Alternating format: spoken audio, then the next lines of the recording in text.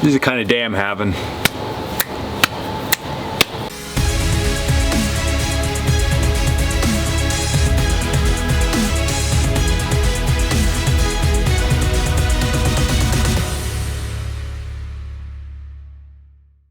So here I am still at the cabin and I'm still cleaning. Just listen, the cabin is not that dirty. It just needs a good overall. Like from as soon as you walk in the door, we have a little kitchen area. Right around, everything got cleaned. I still didn't get the stovepipe in, but we'll get there. Okay, I get so sidetracked when I'm out here because I start doing something, I find an old tool or I find something, and then I'm out in the woods messing with it. So that is why this is taking so long. But point of this video today, people ask all the time, and I mean, if you're like me, and I know a lot of people because they message me all the time, we just love gear, right? We love all different kinds of gear. We love old stuff, new stuff, everything. And something that I didn't go over for a while that I thought, hey, this is probably worthwhile to go over is the toolbox we have here at the cabin. I thought, fun video, we'll shoot it and have a good time with it. Okay, so this is the box itself. I don't know if it was a toolbox or just a bin. I don't know what it was initially. I bought it just at a thrift store and it looked cool and it was the right size for everything. So it's just one big compartment on the inside. At some point I want to add an area up here where I could put a saw. My saw doesn't fit by an inch. I feel like cutting the front of the saw off. We'll see what happens with that. But some old tool bins had an area where you can actually put your saw in. I think that would be awesome. But what I use this now for is a divider because it fits diagonally in here. Absolutely perfect. Another cool thing that and this is what got me thinking mostly about this video, was this tool crate was getting a stench to it on the inside because I didn't take care of it for a while. And it's really easy to clean up, and when I show you this, you're gonna be like, wait, what? Are you serious? Now, I haven't experimented with this on axe handles yet, but I'm in the process of doing that, and that's WD-40. I literally coat this whole thing, and a lot of wooden stuff that we have, tools and wooden tool handles, with WD-40, and it really protects it from like the mildew and a little bit of mold you get from the hot summer season into the winter. If you can deal with the smell, you're fine. It doesn't bother me. I think the smell's fine. I actually wear it as cologne sometimes. But point being, that's just a little tip I learned over the years, because I do have this usually in here anyway to treat my tools if I don't have anything else. But this stuff, it's cheap. You just spray everything down, you're good. All my tools I did spray down already also with that.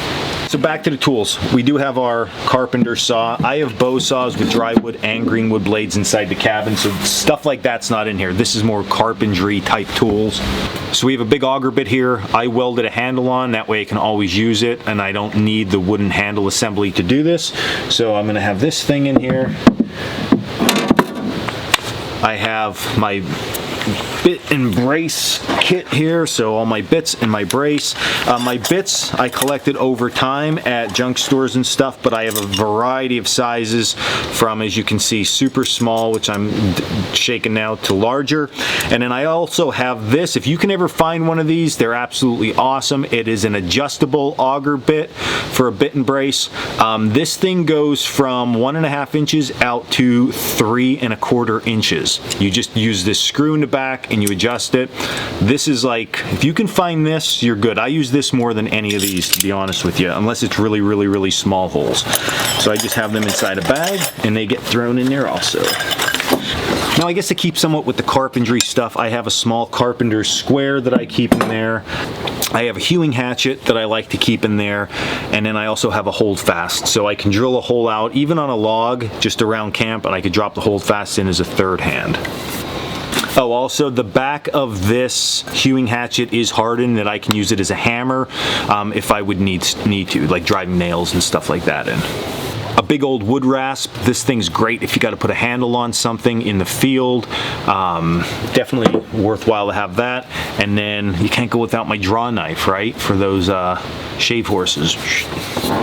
basic flat blade screwdriver, can never go wrong there with that. And now into more like metalworking type things. I have a pair of tin snips here. I use these all the time for stovepipe. Me and stovepipe do not get along. I'm constantly adjusting, readjusting, cutting, needing to buy a new piece. It is constant. But I use those often.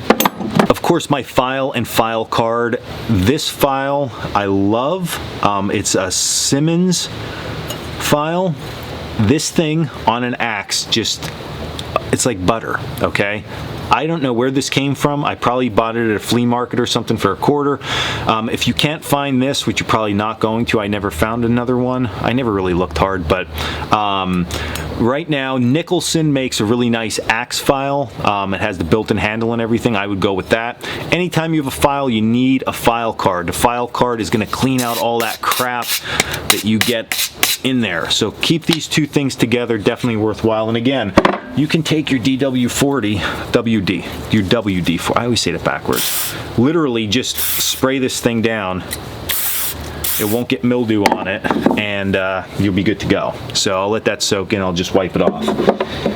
And then I also have a wide-bladed flat chisel. The reason that I have this in here is just overall utility, but when we were building this thing after we were done, we took this stuff that looks like I cut somebody's dreadlocks off, which is called oakum, and it's used in plumbing applications as insulation, but a lot of people use it for cabin building. And although we don't have a traditional cabin that we cut logs for, this stuff works great for filling cracks. So you put the oakum in place, and I use my chisel and knock it in, okay, and that would fill it in real good. So I do have some oakum here for filling cracks, and my wide blade chisel. And then the last thing that I have, there's actually two of these. One is holding the door open right now, and these are just big steel wedges that I can utilize for splitting out logs.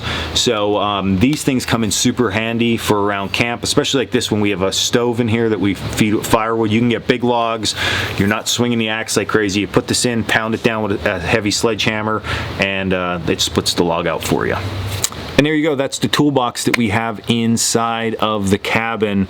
Like I said, you know, I normally have an axe with me. I have a handsaw. We have 2 bow saws in there with dry and green wood blades, my knife, my multi-tool. So I like have my tools with me, but everything else is right here tool-wise that we really find ourselves using a lot. So it's sort of what just stays here. And I haven't added or really taken away anything from this kit in a very, very long time. So I think if you're looking to put something in like a cabin or like a second little getaway house or little hut you make or something like that, think about this stuff. I think it'll help you out.